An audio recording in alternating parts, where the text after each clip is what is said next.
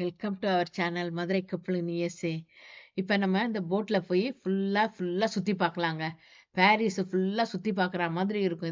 இது உள்ளே போய் ட்ராவல் பண்ணும்போது இந்த போட்டில் போகும்போது நிறைய பிரிட்ஜஸ் ஃபுல்லாக கிராஸ் ஆகும், நிறைய பார்க்கலாம். அது இங்கேருந்து பார்க்கும்போது எல்லா பிளேஸும் நல்லா கிளியராக தெரியும்.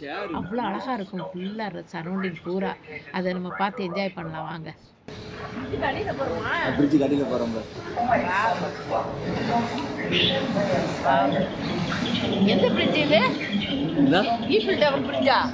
To starboard, you can see the French Ministry of Foreign Affairs, better known as the Quai d'Orsay. அப்படி பாருடா, தெரியுதா உனக்கு? இந்த பிரிட்ஜ் பாருங்க. பிரிட்ஜ் அப்படி அடியில போய் பாருங்க. அவுதா சூப்பரா இருக்கு. இந்த பிரிட்ஜ் அடியில போறேன். இந்த ஆர்ச் அழகா இருக்கு. நல்லா இருக்கு. எப்படி இருக்கு? எல்லாம் வராங்க பாரு. கீழே வராங்க பாரு. இந்த சீன் ரிவரை கடப்பதற்குங்க நிறைய பிரிட்ஜஸ் கட்டி விட்டுருக்காங்க. இந்த பக்கத்துல இருந்து அந்த பக்கம் போறதுக்கு.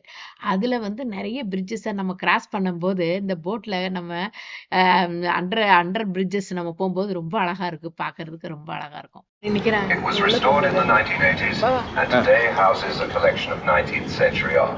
A estribor, el Museo d'Orsay es la antigua estación del suroeste. Actualmente es un museo en el cual se exponen obras del siglo XIX. Il Museo d'Orsay è la vecchia stazione del sud-ovest. 后成为19世纪艺术馆。 본연의 요새박물관. 예전엔 평수나무로 기차가 출발하는 남소역이었습니다.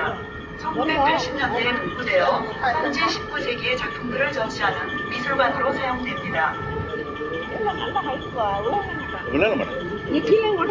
அதெல்லாம் ஒன்றும் ஓட்டது. இதோட என்ன வேணாம், நம்ம தான் driver.